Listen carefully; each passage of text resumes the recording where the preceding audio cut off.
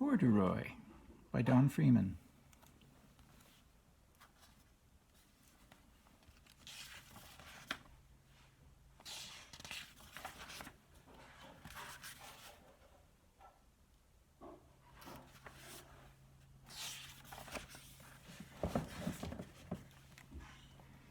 Corduroy is a bear who once lived in the toy department of a big store. Day after day he waited with all the other animals and dolls for somebody to come along and take him home.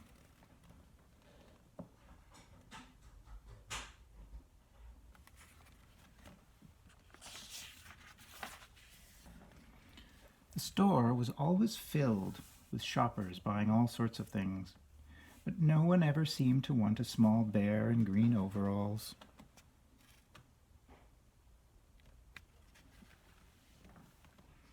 Then one morning a little girl stopped and looked straight into Corduroy's bright eyes.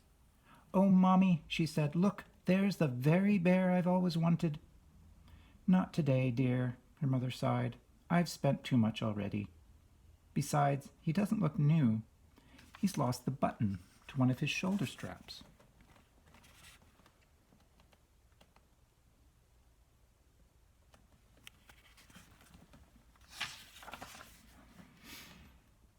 Corduroy watched them sadly as they walked away.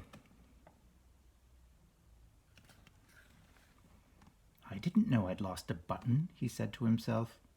"Tonight I'll go and see if I can find it."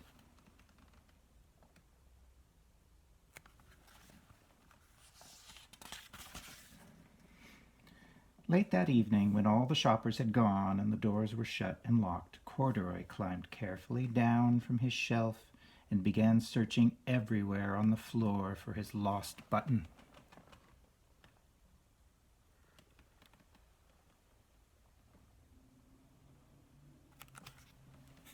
I'm just going to turn this a little bit. Suddenly, he felt the floor moving under him. Quite by accident, he had stepped onto an escalator, and up he went. Could this be a mountain, he wondered? I think I've always wanted to climb a mountain.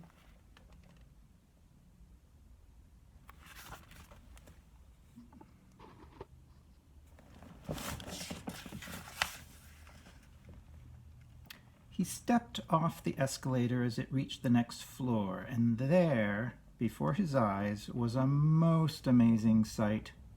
Tables and chairs and lamps and sofas and rows of beds.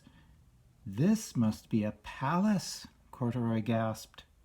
"I've always wanted to live in a palace."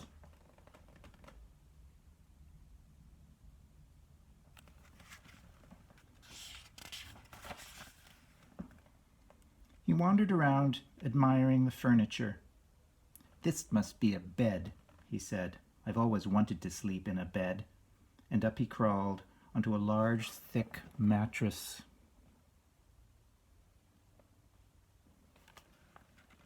All at once he saw something small and round. "Why, here's my button," he cried, and he tried to pick it up.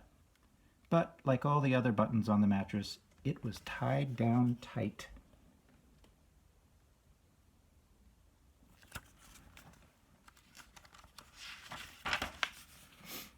He yanked and pulled with both paws until pop! Off came the button, and off the mattress Corduroy toppled. Bang! Into a tall floor lamp. Over it fell with a crash.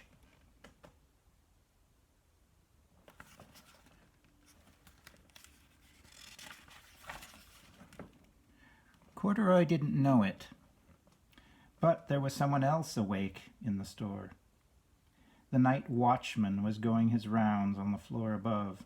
When he heard the crash, he came dashing down the escalator.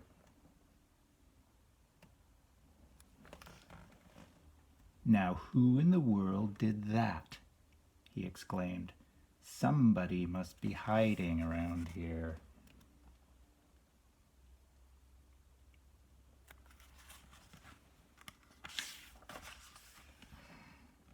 He flashed his light under and over sofas and beds until he came to the biggest bed of all, and there he saw two fuzzy brown ears sticking up from under the cover.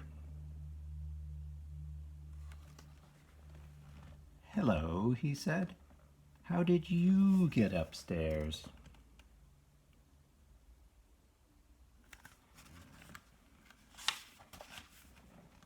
The watchman tucked Corduroy under his arm and carried him down the escalator.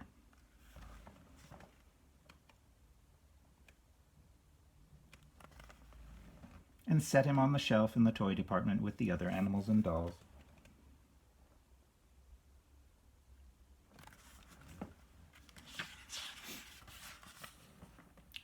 Corduroy was just waking up when the first customers came into the store in the morning, and there, looking at him with a wide, warm smile, was the same little girl he'd seen only the day before.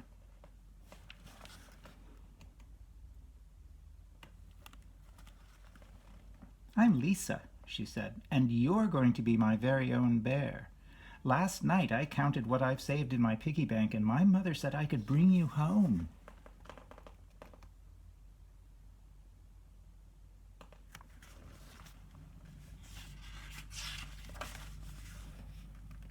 "Shall I put him in a box for you?" the saleslady asked. "Oh, no, thank you," Lisa answered, and she carried Corduroy home in her arms.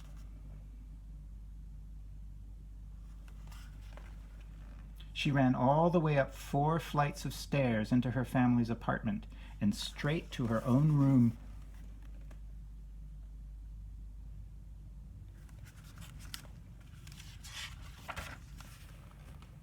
Corduroy blinked. There was a chair and a chest of drawers, and alongside a girl-sized bed stood a little bed just the right size for him. The room was small, nothing like that enormous palace in the department store. "This must be a home," he said. "I know I've always wanted a home."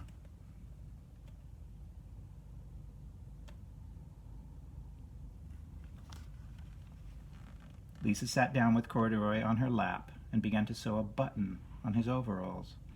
"I like you the way you are," she said, "but you'll be more comfortable with your shoulder strap fastened."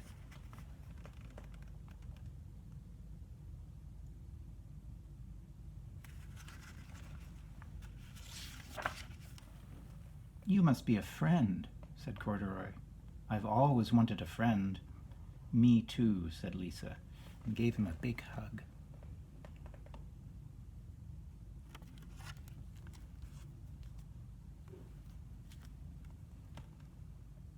Corduroy by Freeman.